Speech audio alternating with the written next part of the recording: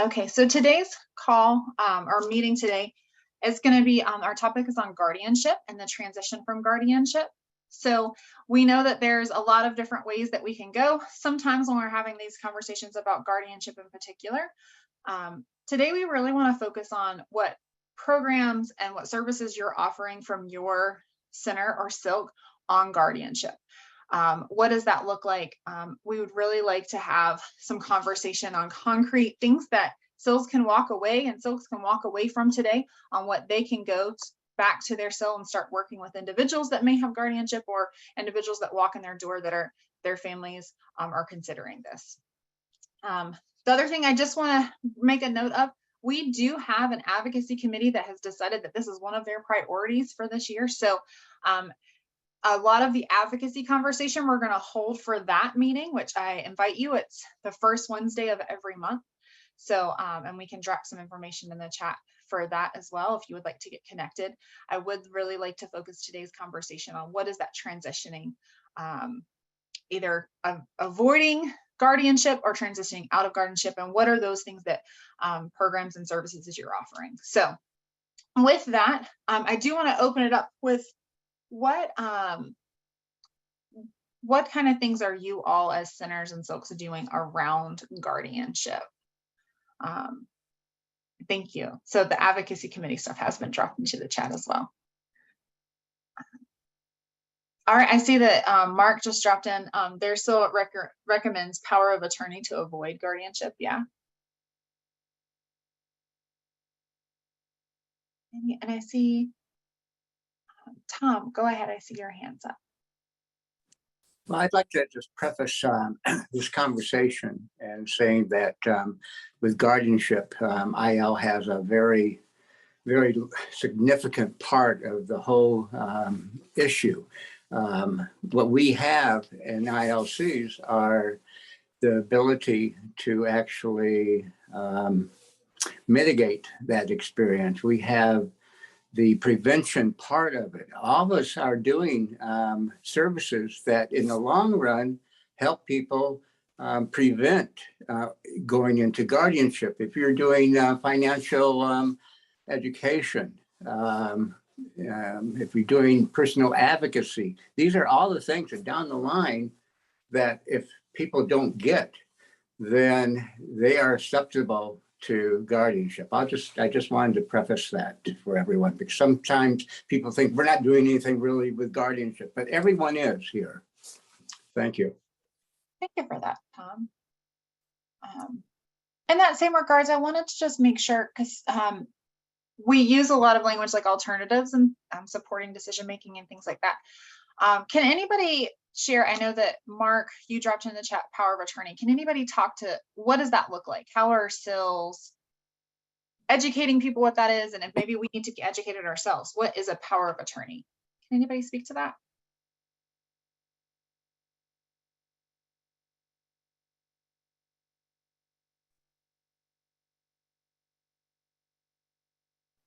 And go ahead, Lois. Yes, good morning. I was power of attorney for my brother for a short while. And that was only if he couldn't speak for himself. He understood things, but he couldn't talk. He had a trach. And so I was power of temporary until he was able to be independent on his own. So maybe that helps explain power of attorney a little bit. Thank you. So it doesn't sound like it has to be a permanent thing. So that's helpful. Thank you. I guess, Mark, could you speak to any, how does a SIL, what is that step if a SIL is recommending that? Are you working with lawyers? Are you working, like, what ways can a SIL kind of walk through that? And Tom, I don't know if your hand is still up to answer, or you're more than welcome to answer. Oh, okay. When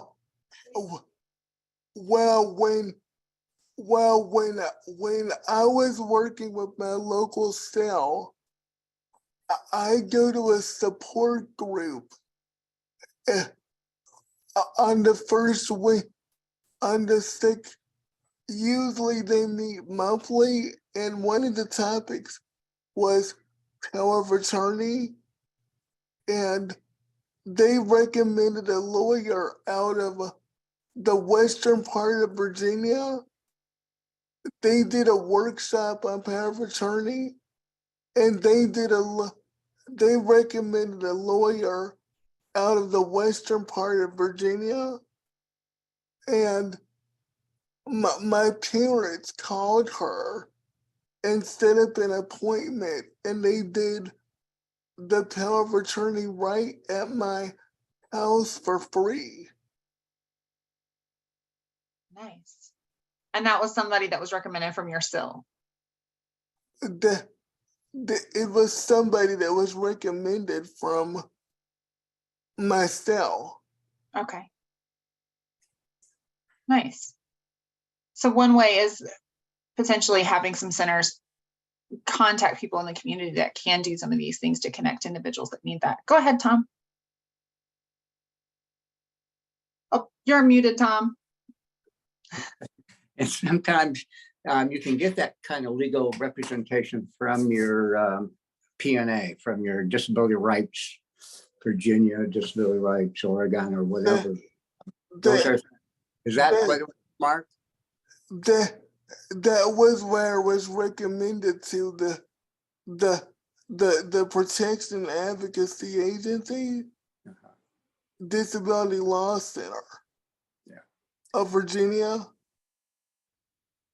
Yeah, there's usually a place that will not charge you. That's not every place, but and especially go through at least your SILs. If your SIL doesn't, if you don't have the resource like that, the PNAs will have those resources probably online.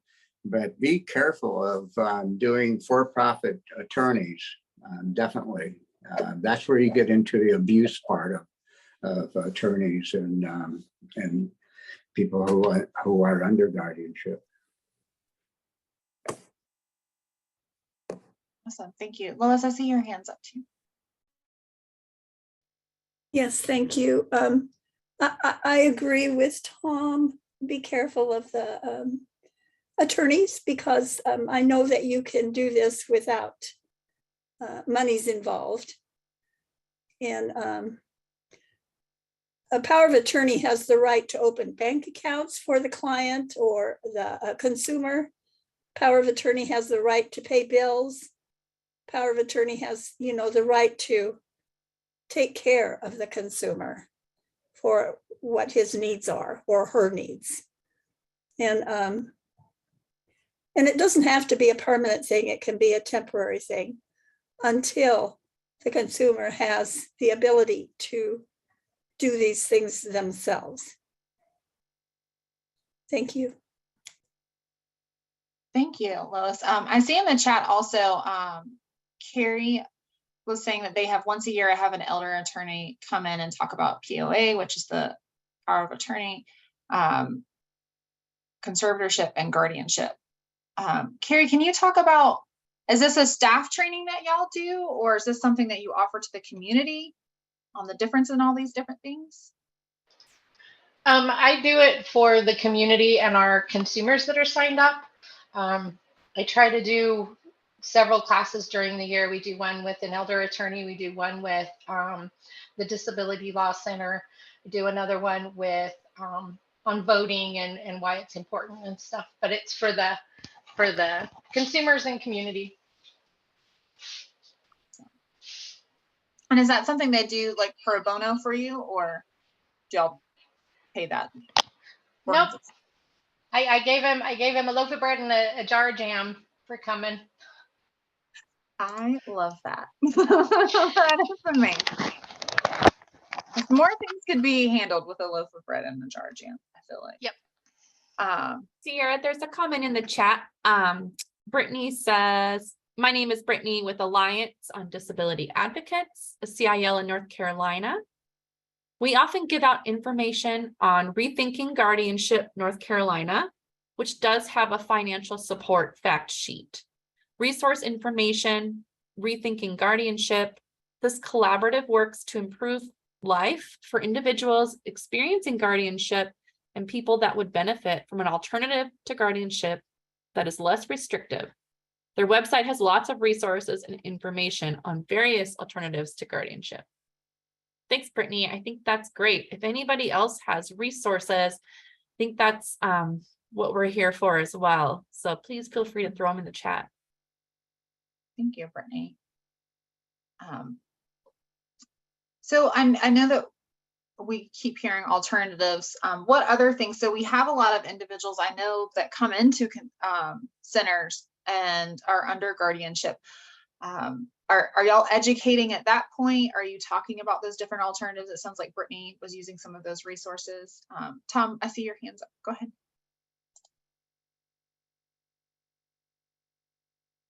You're muted again. Power of attorney is one of the alternatives. There are, medical directives that you have. You don't really, you want to kind of have someone kind of to help you think it through and what you want and in your directives of medical care. You don't want someone that doesn't know you to as a guardian. A paid guardian might not know exactly, but as soon as they become a guardian, if you don't have a directive or anything, they're allowed to sterilize you. They're allowed to do anything they want to with you. Now, I should preface everything on every state is different in their laws, but you can also, if your state doesn't have a lot of resources, go to another PNA, go to another disability rights legal organization and find out different things. And then there's the supportive decision making that you can definitely get a lot of information on. And a lot of times all you need is a friend.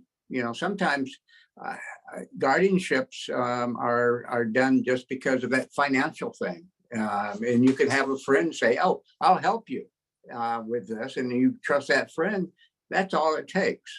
But that's definitely supportive decision making. Someone could probably talk a little bit better than I can on that, which is, it's an alternative. But what's really good about getting into that instead of a guardianship, and I still call it supportive decision making as a last resort.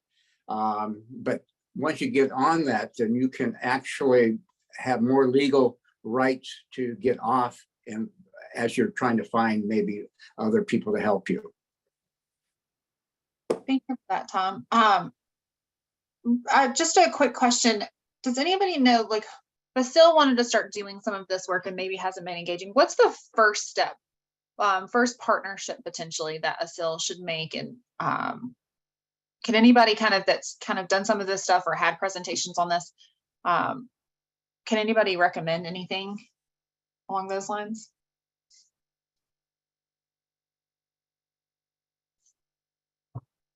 And I think that's where the struggle is. Lois, I do see your hands up. And Misty's too is up. Yeah. Yes, I just wanted to say, I agree with Tom again. It could be anything as simple as, I feel that it should be person-centered in regards to what the consumer wants. And it could be as simple as sitting down and talking to them and making that connection with them, because anybody can be a power of attorney if you have that connection, So I do believe it should be person-centered. awesome, thank you. Misty, go ahead. Hi, everyone. This is Misty Dion, CEO with Roads to Freedom Still in Williamsport, PA. I just wanted to sort of try to answer the question that was posed with regards to where to get started, where do SILs go to help people advocate or prevent them from, being under guardianship, or if somebody's under guardianship. I think it's working with the person, it's working with their supports.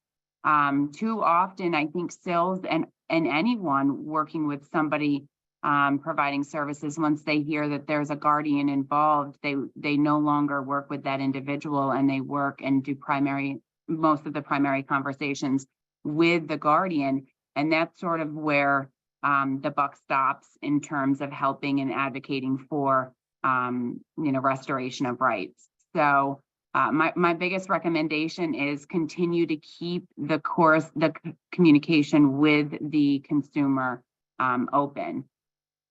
If there's barriers with the guardian to do that, because we've seen many cases where the guardian limits the visitation or even access to communication for a person who's alleged to be incapacitated. My recommendation is that still then begins to build a record of the advocacy that's being done and the services that person's not getting, and the rights that are, not being upheld. Even access to visitation or communication, or, we're seeing a lot of cases where people, where guardians are putting people into nursing facilities and isolating them even more. So, documentation is a big help. That way that, if it does go to the court again, that those records can hopefully be included into the case. So that's just some of the recommendations that I have. And I did want to make a point that I know Tom said something earlier about, forced sterilization and forced medication and forced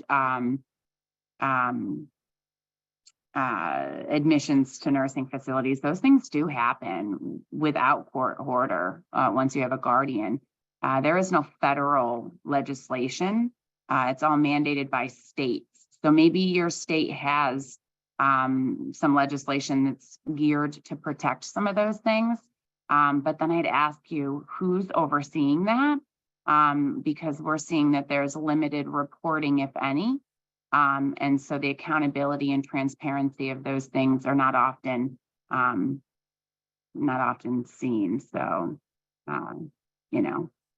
I don't know if I was late to the meeting, sorry, but there is a current Bill of Rights that Senator Casey has introduced, and a bill tied with some funding for some national guardianship reform that's out. Casey and Minority Leader Braun introduced those two back in March. So I think March 30th. So if you aren't aware of them, please look at them. And there's also a petition. I don't know if anyone heard anything about that, but there's a petition going on geared to, at the bottom of the Bill of Rights, if you look, Senator Casey put in there a provision about no more federal funds being used for guardianship. And that's really critical, because right now, even the Administration on Community Living is funneling some funds through the Administration on Aging in many states, which there are some conflicts with that, because in some cases, they're the Adult Protective Services, the Ombudsman, the Guardian, they're all in one, which limits the protections for an individual alleged incapacitated person. And so, I can drop the link for the Bill of Rights and the other bill that I spoke of and the petition into the chat, but I would encourage everyone to look that over. I find it difficult to know that we're mandated as a SIL to transition individuals from nursing facilities, yet some of the funds, that ACL is sharing, is giving to the aging, is going into taking the rights of individuals and putting them into facilities. So I think there's sort of this this opposition between the two, and it would be good to see ACL keep those funds in the community and keeping people in the community as much as possible. So. And thank you, Misty. I see that Mary, you dropped in some of that language that Misty was talking about. I think, right? Yeah, I just did a one pager, but Misty, if you have a better link to the entire, that would be great. And I do see there's a, maybe somebody can answer this question. The role of the P&A and the SILs when talking about this, how does that, how can you work together with your protection and advocacy in this regard? Does anybody have any suggestions or can explain some more of that? Or Lisa, can you expand on that question a little bit? On what specifically about the SIL and P&A you're curious about? I think where we're confused is what our role is versus what the P&A's role is, because we are not, we don't have legal training. You know, I'll give you an example. We have a situation right now. We have somebody who's come to us who is a dear family friend of a person who lives in a group home, who is with receives services through the state agency. They are this person is pretty much nonverbal. Their person who was their guardian was their mother. She has died, so there is no family now, and the family friend who's kind of stepped in and, you know, takes this person out and keeps them active in the community and all. Is very concerned, and they asked to be invited to the service meetings. Well, the service meetings get scheduled, and then they get either rescheduled or they anyway, they keep getting left out of the loop. They have no legal rights, but this person has got no voice. And we as the SIL, we're not sure where we fit into helping to break this cycle. And the family friend is actually my board chairperson. So we're trying to figure out, where we go from here. How do we help her to help, this loved one? Thank you for giving some more information on that, Lisa. You Does bet. anybody have any thoughts of how you navigate some of those roads? Go ahead, Misty. Yeah. I'm just gonna, you're right, we're not attorneys. And so if the P&A will not take the case, then assisting the person in getting legal representation is critical, but not just getting legal representation and then sort of saying, okay, but educating the attorney, because believe it or not, a lot of the attorneys are not familiar with, some of the protections and rights of individuals who are alleged to be incapacitated. So I would suggest, working and advocating along with that person to find an attorney to help the attorney understand those roles, providing, getting resources and sharing them with them. There's a lot out there. And there's universal guardianship. I'll drop that in too. There's some other resources that I'll drop in, but I just dropped in the Bill of Rights text, and then the other bill that goes along with it that I mentioned earlier. Thanks. Tom, go ahead. You're muted.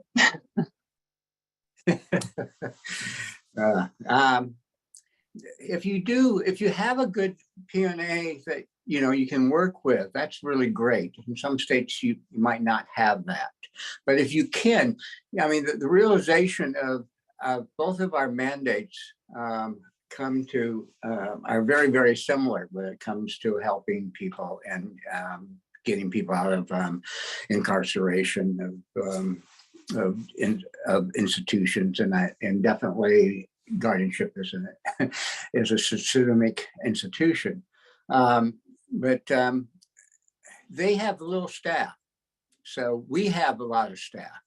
A good P&A will treat us like professionals as we treat them like professionals.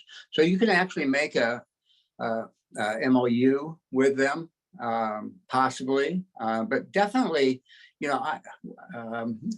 we know of a P&A in another state that actually goes into group homes and gets people off of guardianships. You know, they love getting people out. In fact, they say that they have they have like 35 attorneys, and every one of them does guardianships, and every one of them will say they have never seen anyone that needed the guardianship. So that's the kind of stuff that we're working with. But I do realize in some PNAs that they really, it takes too much time. We really don't have the staff for it. But because we have very similar mandates, we should be able to work with them. And I would keep on asking them. I would also, if you have a good PAMI council, start talking to them, because there's a lot of people that have mental health issues and traumas end up in guardianships, and your PAMI council should be very involved in this. And some of the ARCs could be involved. There are some good coalitions you can build and talk, in your state, whether it be legislative stuff or just service stuff. And definitely, we have the services more than any other organization to do guardianship mitigation and prevention. Tom, can you said PAMI? Can you say what that means? I can't. Yeah, it's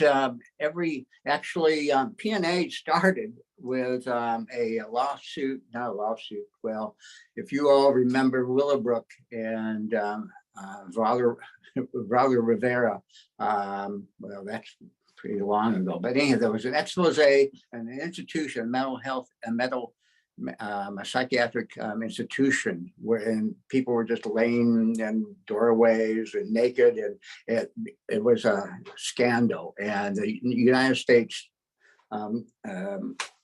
legislature said, well, we got to do something with it. And out of that came the PNA. And the PNAs will, they're an advocacy, they do advocacy, and they do. PAMI is for people with mental health. The para program is for people that are with everyone else that's not mental or in the mental health arena, or the IED area. So they cover three different, they cover all disabilities, but they go into three. And they all have, PAMI has a council that is supposed to direct the PNAs.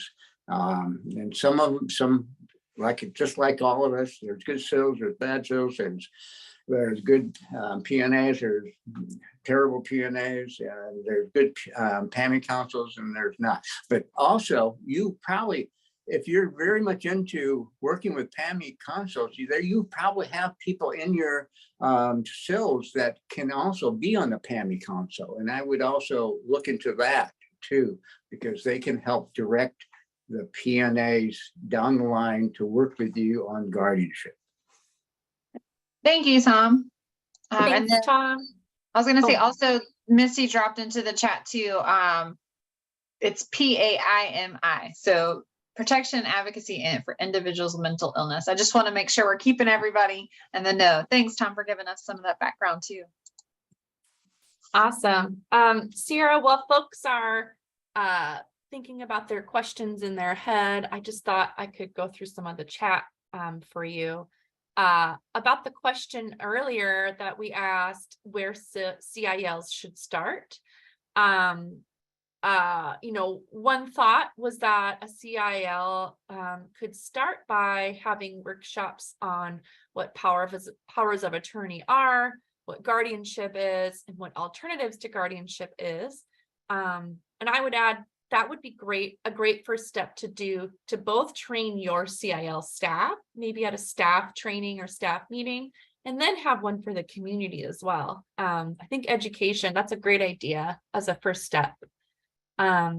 Somebody else mentioned that one of the first steps they had to do was they didn't even know where to go to check if somebody is under guardianship. And I think that relates to maybe Lisa's question as well. So Lisa was asking, what happens when a guardian deceases and there is no family? Who becomes in charge? So I'm wondering, those are good first places to start. Does anybody have thoughts on where do you go to check if somebody has a guardian and who their guardian is? Are there ideas? Tom, I see your reluctant hand. Yeah, I mean, it's a court, guardianship is a court, what do they call it? A court appointed, direct, CASA? Is that a CASA, Tom? pardon? Is that a CASA? Court appointed? It's, I don't know what they call it. It's different in most states, but the judge is the one who will give it. What usually happens is the judge, if there's no one that they can, that's coming up to be a guardian, he can appoint a guardian, and usually it's they appoint a court-appointed attorney to go through this process. So they have, it's kind of like a old boys, thing where they know the lawyers that will do it, and they know the guardians. It's in a lot of states you can become a guardian. Some states you have to go through a process to become a guardian. And so the court does know. You can go through the court to find out. But also, if you're dealing with guardians, if someone comes up and says, "I'm a guardian for this person," don't just believe it. There's a lot of times when a lot of people will use that word fictitiously. Did I answer the question? I think hopefully. Yeah, and I was going to say, I think one of the things that makes this such a difficult topic to have on a national platform is it is so different in every single state. Does anybody have any recommendations of, to maybe reach out, it sounds like, to the court system if somebody's under guardianship and you want to know a little bit more, but where does one to start to learn about what the guardianship rights and laws are in their state and who is overseeing a lot of it? Where does anybody have any suggestions on, if I'm starting in a SIL and I'm just starting in this work and trying to understand more about it to educate my staff, maybe we're just starting there. Where's that first place that I should go for that? Because I think that probably will answer a lot of those questions as they come up, right? Go ahead, Aaron. One of the places, I'm in Massachusetts, and basically all of our stuff lives on mass.gov. Our Department of Developmental Services has the information basically about, because that's the group of people who typically have higher rates of guardianship that I have worked with. And I know that DDS has information on guardianship, and then also Mass Guardianship Association has the National Guardianship Association has resources for folks as well. So I always start at my state's government website looking at whatever the office is that oversees disability care and rights. And then the other place I would look is our protected agencies. Nice, thank you. And I see you guys are flooding the chat with lots of good resources, so I appreciate those. Keep them coming and we can send those out afterwards. Lois, go ahead. I see your hand is up as well. Yes, I just wanted to, Tom and Aaron, they're both correct. The first place to start would be with the state. I used to work in juvenile and family court services. And that's the first place that you start, is with the state. And developmentally disabled would have a good registry too, but state would be the best, I think. And in Oregon, they have what is called CASA, which stands for Court Appointed something advocate. And they're called CASAs, and they're appointed when needed through the courts. But yeah, that's where I would start, with the state.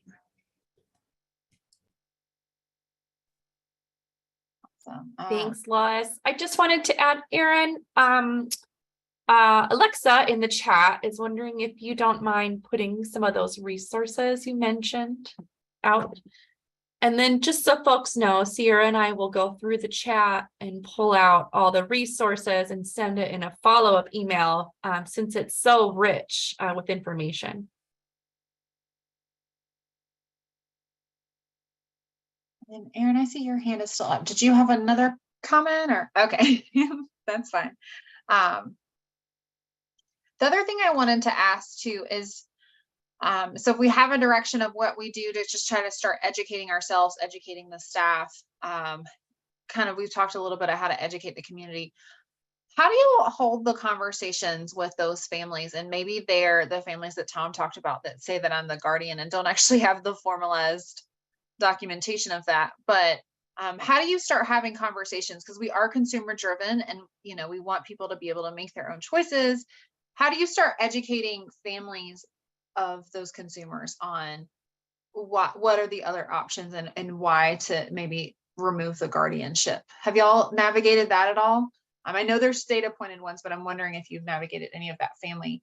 We hear a lot of people that come straight out of being, a young person, and then they have a guardian that is a family member that's like, oh, well, they're not ready to make choices. And so a guardianship is the option that they automatically go to. But how are centers educating a little bit more around those different options?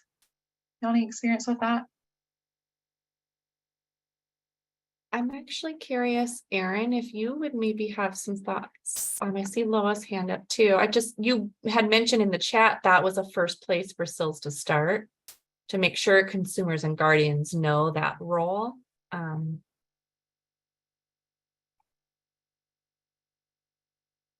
Lois, did you want to go first? It doesn't matter, Erin, but now that I am muted, I might as well.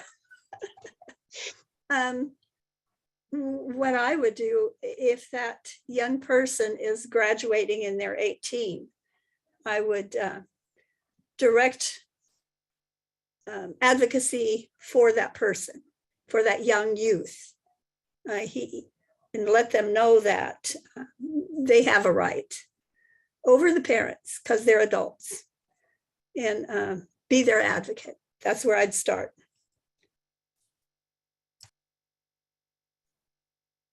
For context, my background is doing specialized sex ed with folks with intellectual disabilities. So it's a place where things get real touchy, especially when you're dealing with parents or, caring trusted adults in people's lives who have feelings and concerns. And one of the things that I've always found really useful in starting conversations about options for moving forward around things where people have concerns is asking what those concerns are and trying to address them. So with guardianship specifically, if someone is like really concerned that they aren't going to be able to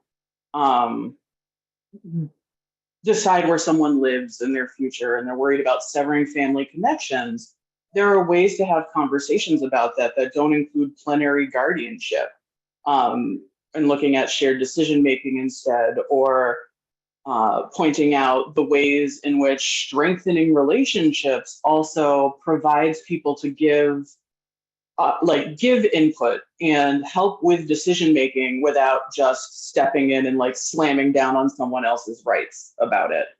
And so I think the place I like to start is with concerns, and then backing into the all right, so let's talk about what your rights actually are as a parent who is no longer a guardian. Which parents don't like to hear, but it's a necessary conversation to have. Those are really great ideas. Thank you for sharing those. And I like some of those, building those relationship pieces. I think that's so important. I'm sure you have navigated that when you're talking about sexual education and things like that. That's a touchy subject. Go ahead, Tom. And within all of ourselves, if you're doing youth transition, that's where you can start also putting in a program into just like what Aaron and previous person has said. This is where we can do that, and we can make a make a program from that, because there is a pipeline. There is a pipeline from youth to guardianship after you transition. I mean, after school. So good luck.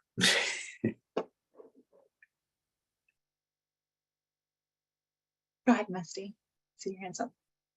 Yep, I have to hop off real quick, but I just wanted to say, and it was a good segue, the pipeline.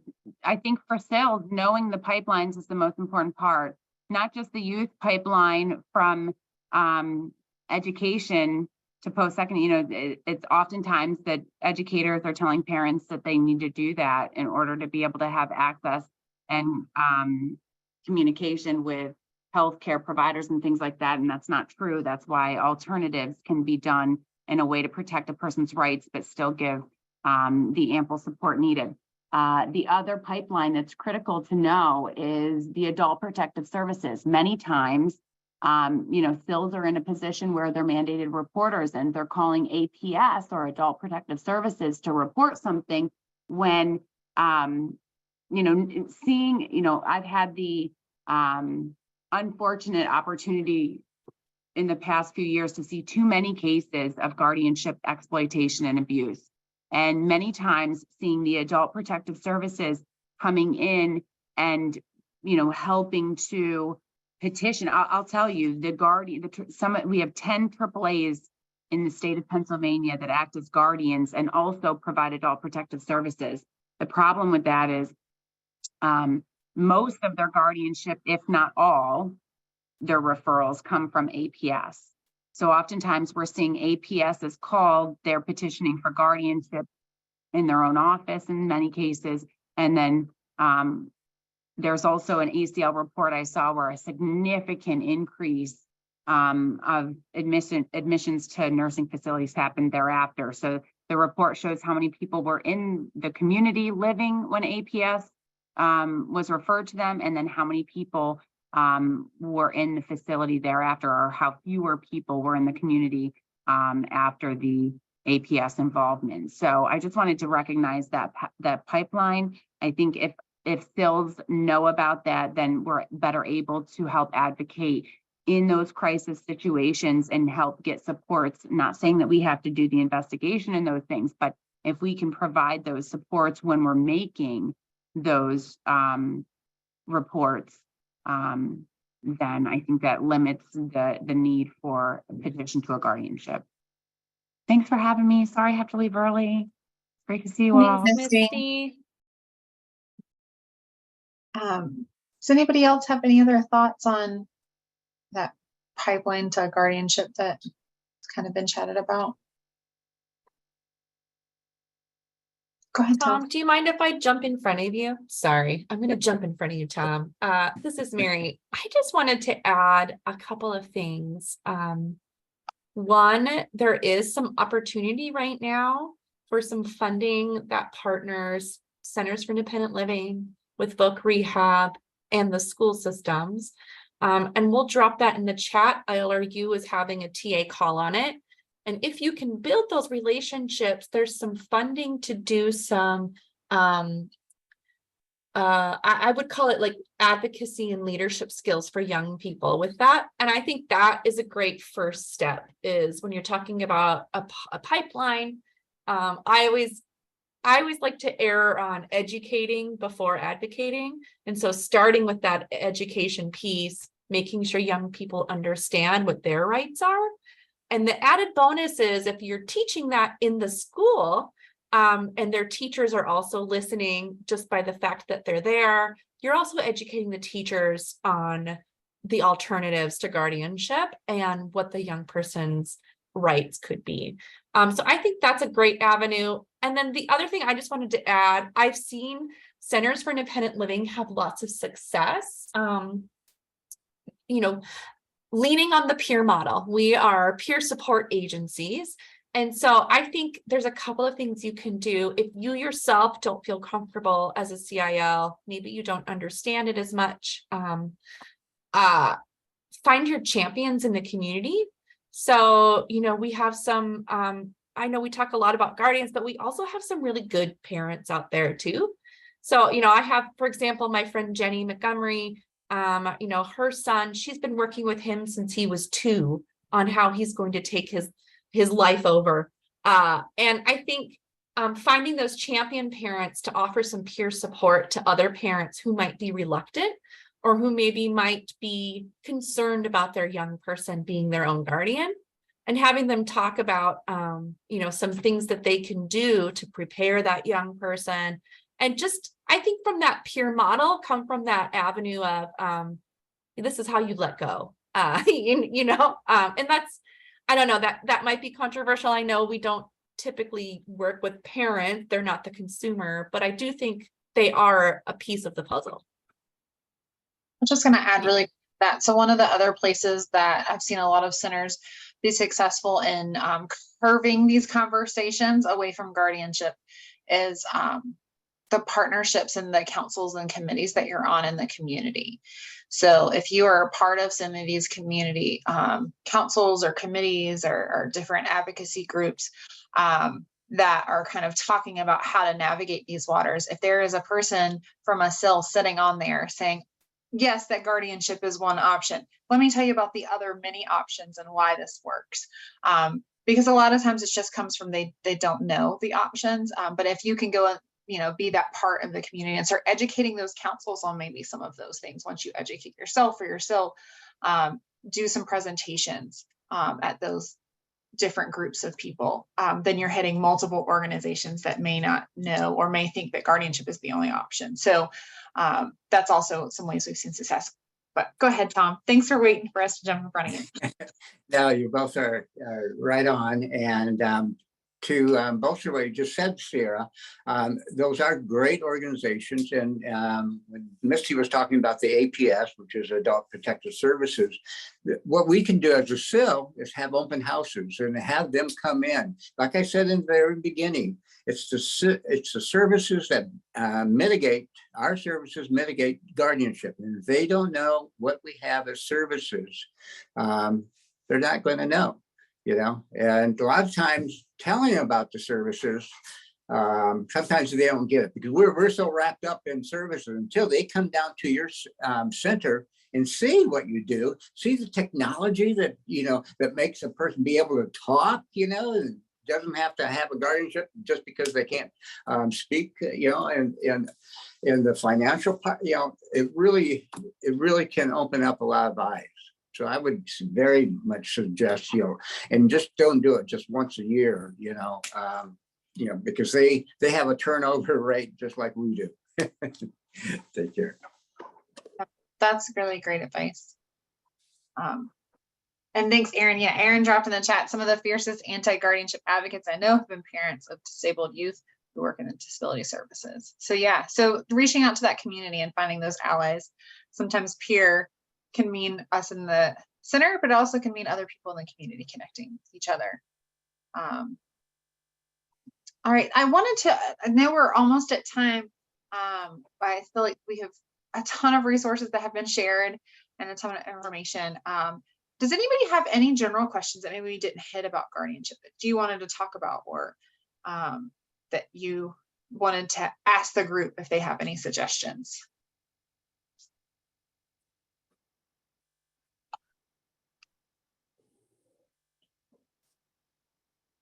One thing I will say, and I mentioned this at the top, I know there's several people that have joined in since, while you're thinking on that, is we do have our advocacy committee that will be talking more about how to navigate that. So when you get in these situations where you're dealing with somebody that has guardianship, and it's maybe there's a lot of barriers and challenges there, you know, a great conversation in the advocacy committee could be where you can navigate how to use some of the community resources and partnerships to figure out how best to get alternatives and supported decision-making versus the guardianship. Anybody have any other thoughts? I also will share it feels like May already. We're not in May yet. May is next week. At the end of May, we have our next series of transition calls, and that will be on incarceration. So transitioning out of incarceration and what does that look like? We have a lot of SILs doing a lot of great work with that. So I invite you to join there. Just going to look at the date real quick. That's going to be on May 25th. So, and then the other thing that I wanted to make sure that you all have as well is another attorney. I know we talked about that a while ago. Legal aid. If you have maybe a contact for legal aid within your state, a lot of times they are doing work and can do a legal representation. So check them out if they need free attorney or resources, and I'll drop that into the chat as well. I'm just impressed with how much information we covered. I'll do my best attempt to summarize, but I think we got some really great suggestions on where to start. If you're a CIL just dabbling in this, one might be find out who your protection and advocacy center is. And we do have some links in the chat on where to find yours. And maybe just ask them if they would do a training for you and your staff at your CIL on all the different avenues, whether it's, guardianship, supported decision-making. We talked a little bit today also about, the word, help me, what was the one with the P? Family? Protection advocacy? No, I lost it. Power of attorney?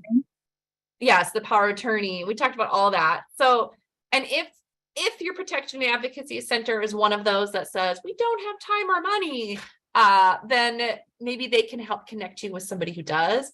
And then I think we also talked about the things that we can do at a CIL is maybe start working with young people early, helping them to understand their rights and responsibilities, finding those champion parents who can talk with other parents about all the spectrum of, alternatives and what that means. And then I think we also just talked a little bit about having those conversations about building relationships. And Erin put their information in the chat as well. I really liked how you framed a lot of those conversations. Thanks for doing that. So I think I always feel good with a little summary at the end, because I feel like this is one topic that always plagues me because it is so big and scary and overwhelming. And so finding those really small first steps that you can do is helpful.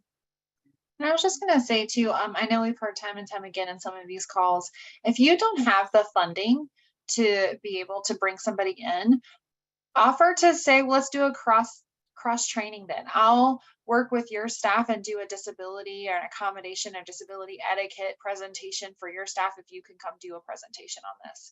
And that way you're expanding what your SILs do and a little bit of education too. So I always hear that works for a lot of people if navigating and bartering services, if you would. And I guess with that, thank you all for coming. And we did drop the evaluation link in the chat. And then when we send out resources, we'll have that in there as well. Oh, and I forgot the most important place to start.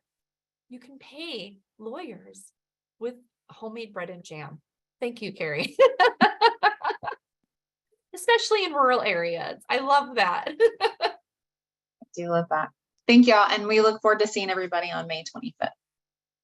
But the rural conversations and the advocacy committee next month as well. Everybody have a good afternoon.